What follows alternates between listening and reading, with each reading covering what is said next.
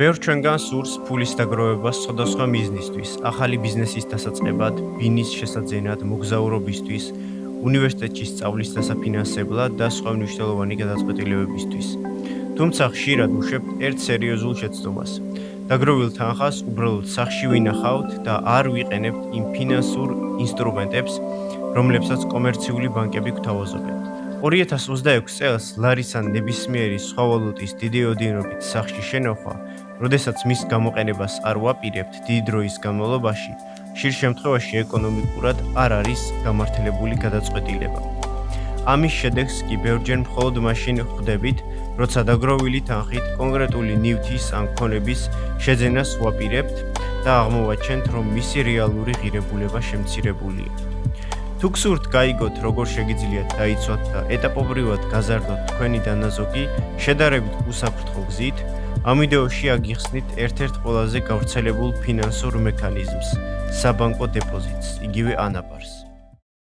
გამარჯობა მეგობრებო, გიბრუნდებით ახალი ვიდეოთი და დღეს დეტალურად ვისაუბრებთ თუ რა არის საბანკო დეპოზიტი, როგორ მუშაობს იგი პრაქტიკაში, რატომ უხდის ბანკი პროცენტს მომხმარებელს და როგორ იღებს სარგებელს თავად კომერციული ბანკი მაშინ, როცა თქვენ ანაბარს ხსნით. ვიდეოს ბოლოს ასევე განვიხილავთ, რატომ არ არის მიზანშეწონილი დიდი თანხის გამოუყენებლად სახში შენახვა და რა რისკებთან არის ეს დაკავშირებული. გირჩევთ უყუროთ ვიდეოს ბოლომდე, რათა სრულად და დეტალურად გაიგოთ, როგორ მუშაობს ეს სისტემა.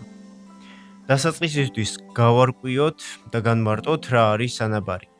ანაბარი არის თანხა, რომელსაც ბანკში ვათავსებთ განსაზღვრული ვადით და არის სანაცვლოდაც ბანკი გვიხდის პროცენტს. არსებობს სხვადასხვა ტიპის ანაბარი, მაგალითად ვადიანი ანაბარი, ზრდადი ანაბარი და მოთხოვნადი ანაბარი. პირველ რიგში თქვენი ამოცანაა სწორად განსაზღვროთ, რა მიზნისთვის ხსნით ანაბარს, მხოლოდ ამის შემდეგ უნდა შეარჩიოთ იმ ტიპის ანაბარი, რომელიც საუკეთესოდ მოერგება თქვენს ფინანსურ გეგმას. ახლა მაგალითისთვის განვიხილოთ ანაბრის ყველაზე მარტივად გასაგები ტიპი ვადიანი ანაბარი. ვადიან ანაბარს აქვს წინასწარ განსაზღვრული თანხა და ვადა. ამ პერიოდში თანხა იბლოკება და ბანკი გიხდით ფიქსირებულ საპროცენტო სარგებელს. მოდით პრაქტიკული სიმულაცია გავაკეთოთ საქართველოს ბანკის ვებგვერდის გამოყენებით.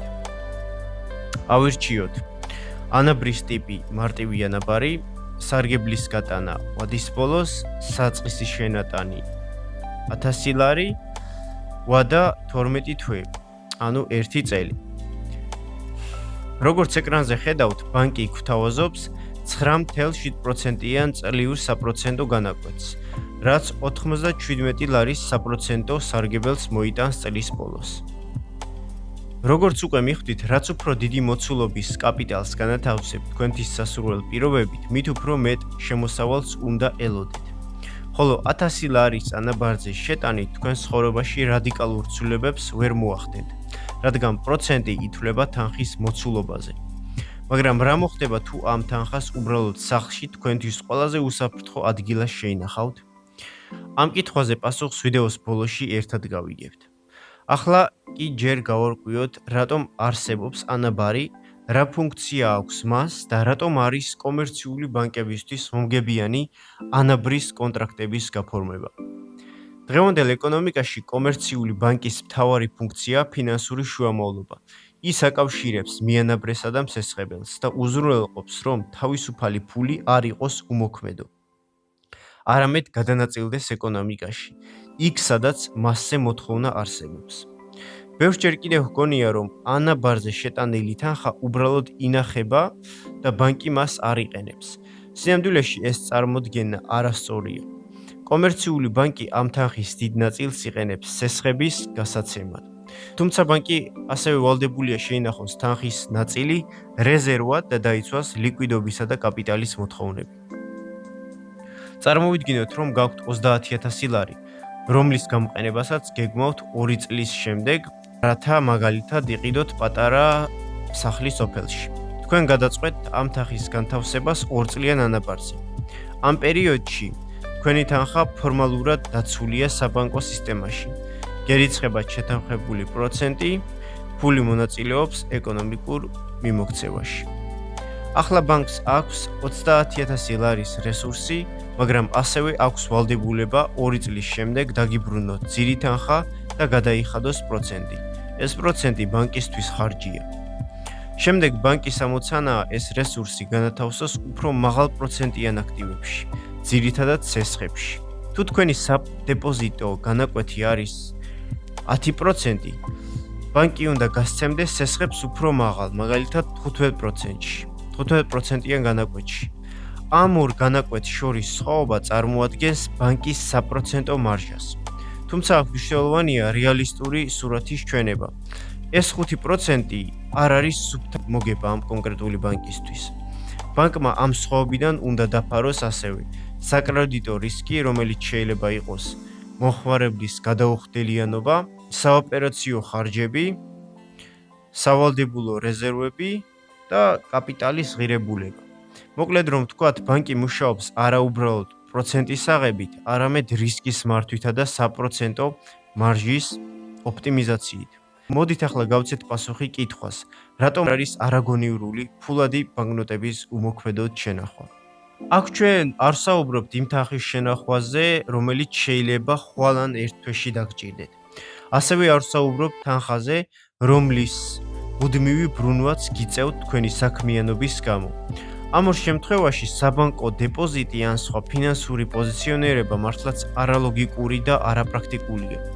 მაგრამ როდესაც კაპიტალის გამოყენებას დიდ დროის განმავლობაში არ გეგმავთ, ერთ-ერთი გონივრული გადაწყვეტილება ანაბრის გახსნა, რათა მინიმუმ შეეცადოთ შეინარჩუნოთ თქვენი ფულის მსყიდველუნარიანობა. შეხედეთ მარტივ მაგალითს. დღეს შესაძლოა 20 ლარით კაფეში წასვლა და მეგობართან ერთად დროის გატარება სრულად რეალური იყოს. მაგრამ ხვალ ან რამოდენიმე წლის შემდეგ იგივე თანხა იგივე შედეგს აღარ მოგცემთ. მიზეზი მარტივია. ფულის მსყიდველუნარიანობა დროთა განმავლობაში მცირდება. აქ საჭიროა მნიშვნელოვანი დაზუსტება.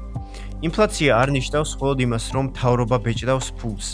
ფულის მასის ზრდა ერთ-ერთი ფაქტორია, მაგრამ ინფლაცია ასევე შეიძლება გამოწვეული იყოს მოთხოვნის ზრდით, წარმოების შემცირებით, იმპორტის გაძვირებით, გარეშოკებით.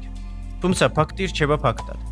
როდესაც ეკონომიკაში ფულის რაოდენობა და ფასები იზრდება, თქვენ ჯიბეში არსებული ქეშის რეალური ღირებულება მცირდება. თუ 2010 წლიდან 2026 წლამდე დაგროვილ ინფლაციას შევაჯამებთ, საერთო ფასების დონე დაახლოებით გაორმაგებულია, ანუ დაახლოებით 100%-იანი ინფლაცია გვაქვს. ეს ნიშნავს, რომ თუ 2010 წელს სახში შეინახავდით 10,000 ლარს, 2026 წელს მისი რეალური ღირებულება დაახლოებით 5,000 ლარის ეკვივალენტი იქნებოდა. კიდევ ერთხელ, ნომინალურად ისევ 10,000 ლარი გექნებოდათ, მაგრამ რეალური ღირებულება, მისი რეალური მსყიდველუნარიანობა ნახევარზე ნაკლები იქნებოდა. ამ მაგალითით ნათლად ჩანს, რამდენად მერყევი შეიძლება იყოს ფულის რეალური ღირებულება დროში. სწორედ ამიტომ კაპიტალის ხანგრძლივი უმოქმედო შენახვა არ არის ნეიტრალური გადაწყვეტილება. ეს არის გადაწყვეტილება, რომელსაც აქვს თავისი ფასი. ამ ეტაპზე ლოგიკურია დავინტერესდეთ, რას გვთავაზობენ კომერციული ბანკები და როგორ მუშაობს მათი მოდელი. რადგან მათი არსებობის ერთ-ერთი მთავარი ფუნქცია სწორედ კაპიტალის გაუფასურებისგან ნაწილობრივ დაცვაა, რა თქმა უნდა რისკისა და პირობების გათვალისწინებით.